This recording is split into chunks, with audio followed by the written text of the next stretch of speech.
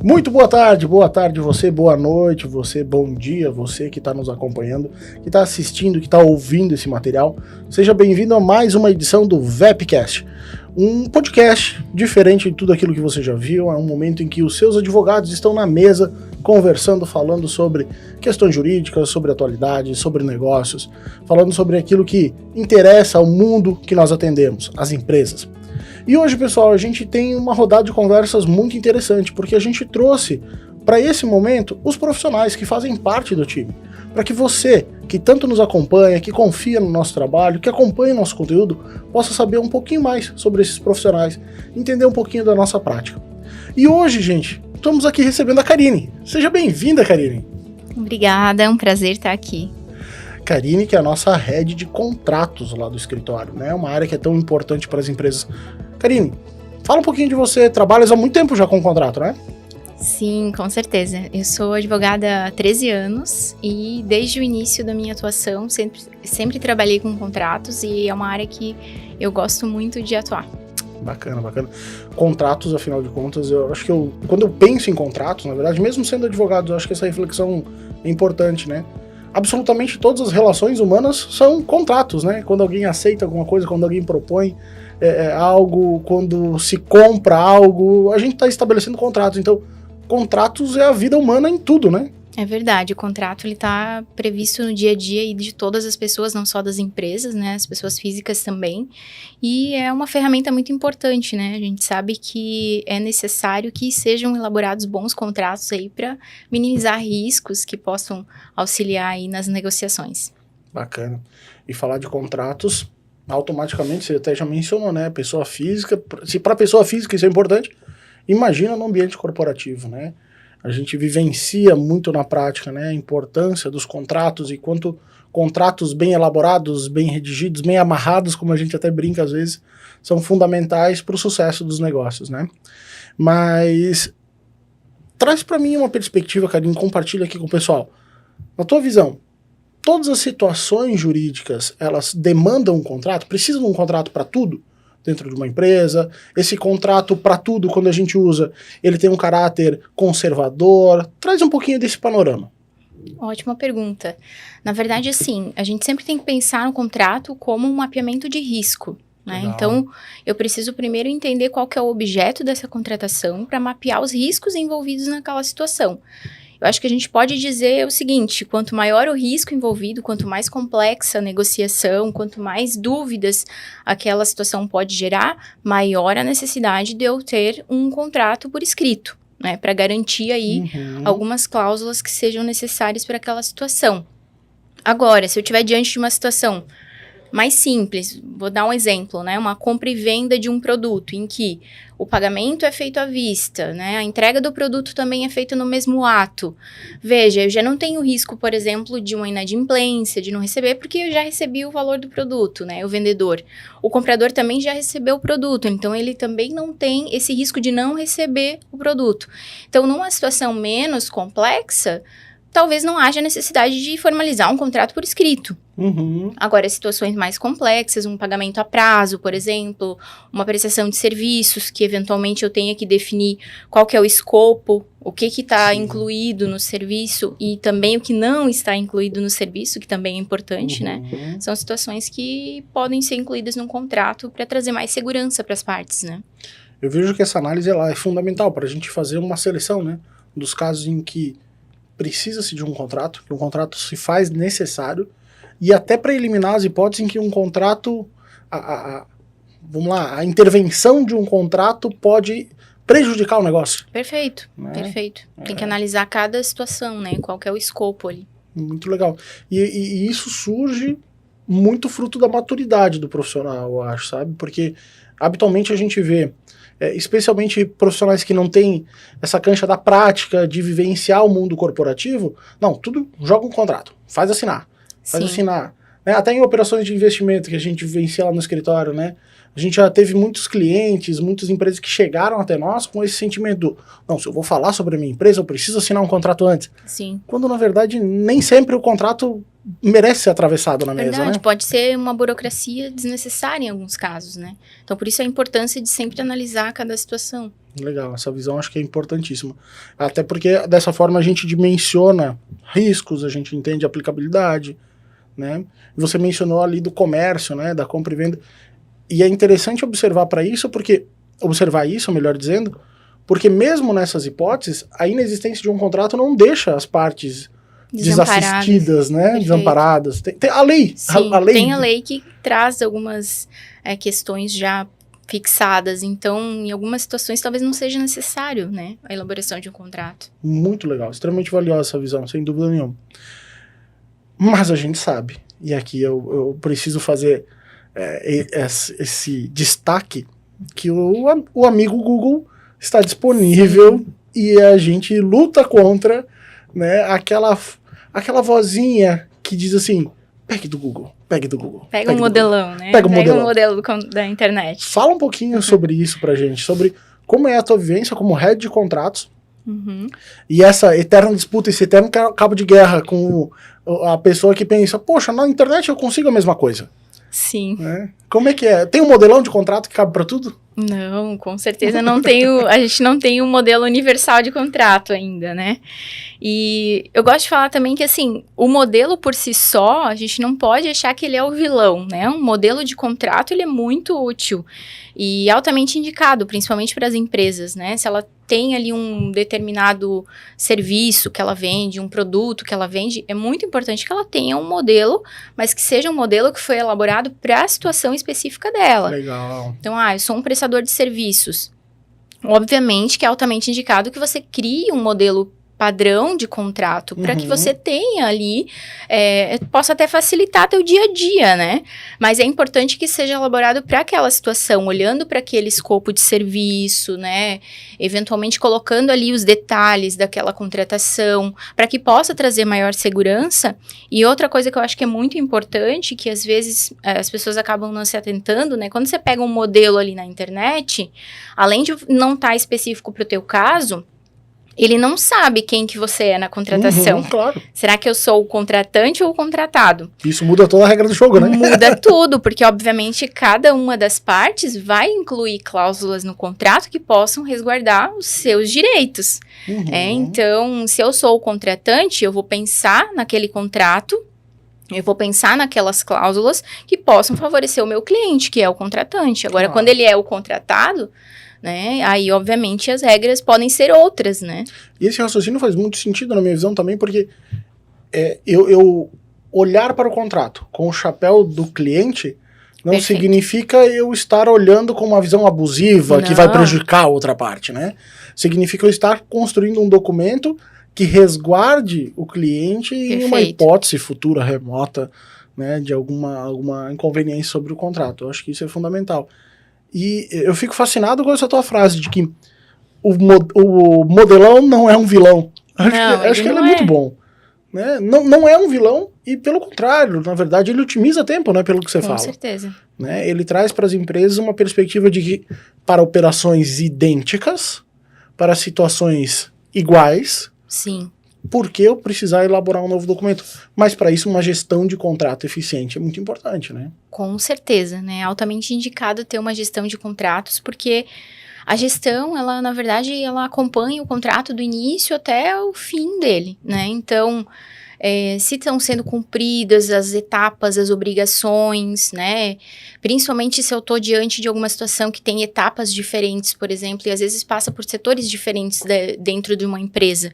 Então, o financeiro tem que estar alinhado, se os valores estão sendo recebidos, se estão sendo pagos, mas aí também o operacional tem que saber se aquela condição foi cumprida. Então, fazer a gestão é todo esse acompanhamento. E é também analisar, por exemplo, contratos por prazo indeterminado. A gente tem ali que fazer pelo menos uma vez no ano uma revisão de valores. Então, vai ter uma cláusula no contrato que prevê essa revisão. E a gente tem que acompanhar se isso está sendo aplicado. Né? Então, é muito importante fazer essa gestão, esse acompanhamento.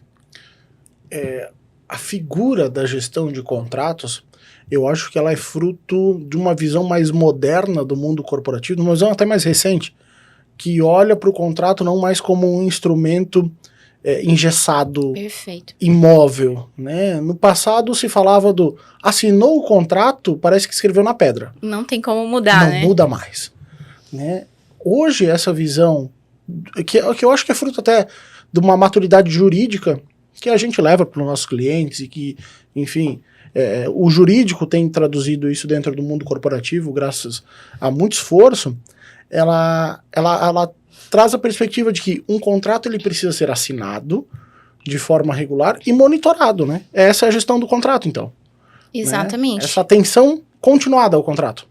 Essa é a ideia, né? Eu gosto de falar que o contrato, ele é como se fosse um organismo vivo, né? Eu acho que ele não pode ser, elaborei um contrato, eu vou usar esse modelo até o final da vida, né? Da empresa ali, e nunca vai mudar. Justamente o contrário, ele tem que ser revisitado de tempos em tempos, e principalmente, eu acho que tem que ter esse acompanhamento, por exemplo, surgiu alguma situação, algum problema, algum desentendimento com algum cliente, porque o contrato, de alguma forma, ficou passou obscuro, alguma coisa, passou alguma situação, ou que não foi prevista, porque também não tem como a gente pensar em todas as possibilidades, né? Muito bom.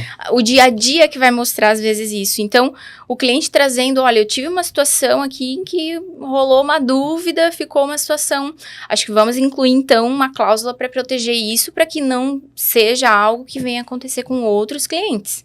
Uhum. Então, isso é muito importante, revisitar as cláusulas de tempos em tempos, né? O papo está sendo das frases marcantes, né? O contrato é um organismo vivo.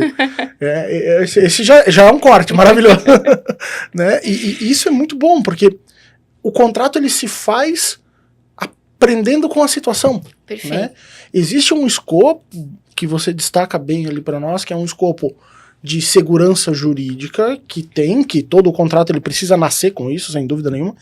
Mas, conforme vai se evoluindo e a relação que aquele contrato sustenta vai amadurecendo, a tendência é que o contrato seja aditivado, o modelão bom, né? Bom modelo, ele seja aprimorado, né? Eu acho que essa é a palavra, aprimorado. O contrato ele tem que ser aprimorado de tempos em tempos. Muito bom, muito bom. Então, um contrato bom é um contrato que é aprimorado. Exatamente. Um contrato bom é um contrato que é revisitado de tempos em tempos, em que você avalia alguma situação, olha, isso aqui... Porque não é só mudança legislativa, às vezes, que a gente tem. Às vezes, uma própria mudança da forma como a empresa está trabalhando. O modelo de negócio? O modelo de negócio pode ter modificado. Então, tem que ser olhado para esse contrato. E, assim... Eu acho que o contrato ruim também, ele muitas vezes até não é fácil de identificar. Eu só sei que um contrato é ruim quando dá um problema e o meu contrato, ele não me fornece a informação que eu tenho para resolver aquele problema. E aí, às vezes, acaba tendo que levar para o judiciário para solucionar alguma questão. Então, às vezes, eu posso ter um contrato ruim que eu não vou notar que ele é ruim enquanto tiver tudo certo, as partes cumpriram as cláusulas e não deu nenhuma dúvida, não gerou nenhum conflito, né? Agora, um contrato bom é um contrato que, assim, surgiu algum imprevisto, porque isso acontece, a gente sabe que pode surgir. Então, eu olhar para esse contrato, não, mas ele resolve. Ele está falando, olha, que no caso de rescisão, é dessa forma que tem que ser feito, tem que notificar com antecedência, tem multa, não tem multa, em que situações que tem essa aplicação de multa, né? Então, um contrato bom também é um contrato que as partes conseguem compreender as cláusulas, eu acho que isso também é muito importante falar. A linguagem, né? Porque no direito a gente tem muito juridiquês, né? Nossa. A linguagem própria do direito, que só o advogado entende, né? E as pessoas que estão assinando o contrato, elas têm que entender o contrato, né? Então, não significa que eu vou usar, obviamente, uma linguagem, sei lá, que seja muito informal, né? Mas eu tenho que criar uma linguagem que o meu cliente, que o contratante, o contratado, consigam entender as cláusulas e entender minimamente aquilo que está sendo negociado. Até a boa-fé está amparada nisso, né? Perfeito, na clareza exatamente. Da construção da fala, para que as partes estejam cientes sobre todas as situações que estão sendo postas na mesa. Né? Isso é extremamente valioso. E eu gosto dessa pegada da linguagem, sabe? Eu acho que durante muito tempo se concebeu um estereótipo do jurídico que é aquele ambiente onde se fala difícil. Sim. Né? E nem todas as empresas têm o mesmo perfil, também querem transmitir a mesma imagem, né? Às vezes o contrato ele também tem que refletir a realidade daquela empresa. Se eu sou uma empresa mais moderna, obviamente eu vou ter um contrato mais descolado, mais moderno, que tem que refletir a essência daquela empresa, né? eu ouso dizer que eu fico feliz quando alguém diz, nossa, o contrato que vocês fizeram é simples. Porque um contrato simples significa que ele é simples de se entender. Ele tem que ser claro, né? Isso. E ser simples está muito longe de ser inseguro. Totalmente. Né? O contrato complexo, aquele contrato rebuscado com várias camadas, repetitivo, que a gente costuma ver, né? Esse não te traz um maior nível de segurança. Não. Né? Então, que ninguém lê, ninguém compreende, então acaba não tendo o efeito prático que a gente precisa, Perfeito. né? Esse torna-se um organismo morto, então. Exato. Muito bom, muito bom. Nesse caminho, eu acho um marco evolutivo fundamental para os contratos, e até um pouco chovendo molhado aqui, especialmente para quem nos acompanha, né? O pessoal que está nos acompanhando, sempre aí um público tão qualificado, que sempre está atento ao mercado jurídico, à inovação, é falar de assinatura eletrônica de documentos. Né? Sim. Esse é um tema até já batido, mas que ele ainda é fundamental porque as pessoas ainda têm muito receio de se desapegar do papel. Sim. Né? Então, Karine, esse é o corte maravilhoso, né? Que todo mundo vai adorar ver nas redes sociais. Contrato eletrônico tem validade jurídica? Com certeza, sim. E não é algo novo, né? A gente tem a medida provisória de 2001 que fala sobre assinatura digital e assinatura eletrônica. Só que, claro, a gente teve aí uma evolução muito grande nos últimos anos. Eu acredito que muito por conta da pandemia, né, trouxe uma visão um pouquinho diferente para várias empresas. Claro, empresas de tecnologia, já empresas mais modernas, já estavam mais habituadas a reuniões online, contratos eletrônicos, né, essa assinatura eletrônica ou digital, mas as empresas ainda tradicionais a gente tem muita empresa que tem aquele receio, né? E pensa que não, eu tenho que ter o documento ali por escrito, com assinatura física para ter validade. E na verdade não. Na verdade, essa tendência aí dos últimos anos vem muito forte. A gente já tem vários documentos que já são completamente digitais, né? Carteira de motorista, carteira de trabalho, enfim. A gente tem vários documentos que já são 100% digitais. Então, a assinatura eletrônica ou digital, ela é sim válida.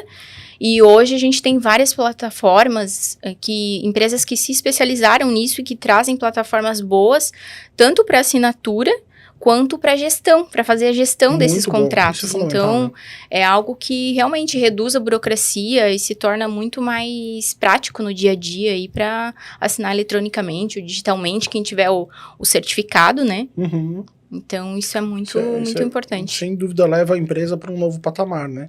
Sim. De tal modo que um time jurídico eficaz, sem dúvida nenhuma, é aquele que propõe esse tipo de iniciativa, né? Perfeito. A digitalização dos contratos, a gestão eletrônica dos contratos, né? Facilita a gestão também. Imagina você manter um arquivo, né? A gente tem, claro, tem empresas aí que já estão há muitos anos no mercado.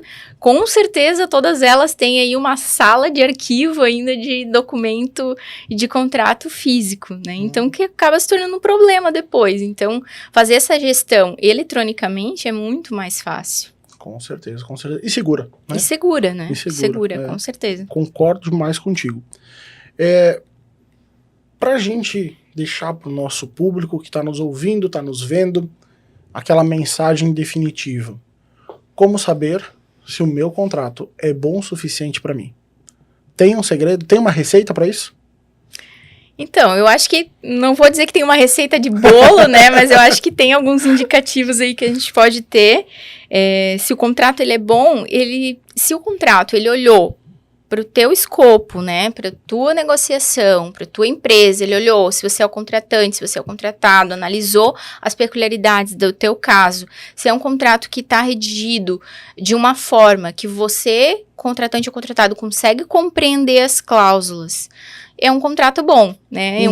Se é um contrato que é capaz de prever e minimizar riscos para o teu negócio, é um contrato bom. Obviamente não vai ter o contrato perfeito que vai prever todas as possibilidades, mas se você fizer uma boa gestão e o acompanhamento e fazendo as modificações, as alterações necessárias ao longo do tempo e evoluindo esse modelo ali de contrato, com certeza vai ser um contrato bom. Quase dá para dizer que construir contratos é prever o futuro olhando para o passado. Exatamente, a gente tem que fazer meio que pensando assim, eu acho que até é uma frase legal para falar. A gente tem que olhar para a negociação, para o objeto do contrato e pensar o que pode dar errado aqui. Isso aí. É isso que a gente tem que colocar no nosso contrato, né? Pensar no que pode dar errado, o que pode gerar dúvida, né? O que pode dar errado, o que pode eventualmente, e se o meu cliente não cumprir essa situação, qual que é a consequência? Então, é isso que a gente tem que prever nas cláusulas do contrato. Muito bom, muito bom. Viu, você que está nos assistindo, você que está nos vendo, ouvindo em todas as plataformas, saibam definitivamente que ser advogado exige uma boa parcela de vidência. É verdade. Temos que ser um pouco videntes, mas claro, formar repertório, conhecer tudo o que estava acontecendo. E eu acho que particularmente a gente pode dizer, né, o VEP se dedica bastante para isso, de conhecer a fundo as peculiaridades, a prática, a operação dos nossos clientes, né? Com certeza, a gente sempre busca compreender o negócio do cliente, né? Então, é uma empresa de tecnologia, eu quero entender o produto dele, eu quero saber os detalhes, né? O que é importante para ele, para daí traduzir isso numa linguagem, cliente, né? Traduzir isso numa linguagem jurídica e colocar isso no contrato, né?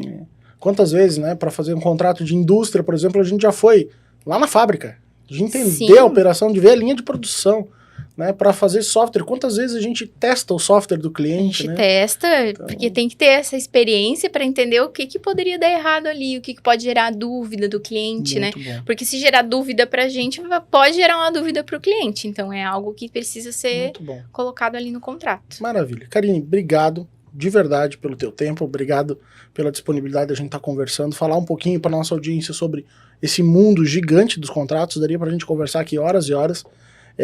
Com certeza teremos mais bate-papos como esse para conversar sobre questões mais peculiares, vamos dizer assim, questões mais pontuais da prática contratual. Mas se eu posso te pedir uma última gentileza, deixa um recado para o pessoal que está nos assistindo. Se você quiser, qualquer uma das câmeras, dá o teu alô para o pessoal. Obrigado mais uma vez. Eu agradeço muito a oportunidade, eu gosto muito de falar de contratos, então é algo que eu acho que é o dia a dia de todas as pessoas e é muito importante a gente falar sobre isso. Então, agradeço aí a oportunidade de conversar um pouquinho sobre esse assunto. Muito bom ter você no time, Karine. Obrigado. Obrigada. Pessoal, obrigado você também que nos acompanhou, obrigado você que está conosco, sempre acompanhando nosso conteúdo nas redes sociais. Esse material vai estar disponível tanto no YouTube, já está disponível, né? Tanto no YouTube quanto no nosso Spotify. Então segue a gente nesses canais. Além disso, cortes com esse material, com esse conteúdo, você encontra no nosso Instagram. Valeu, pessoal. Até a próxima. Tchau, tchau.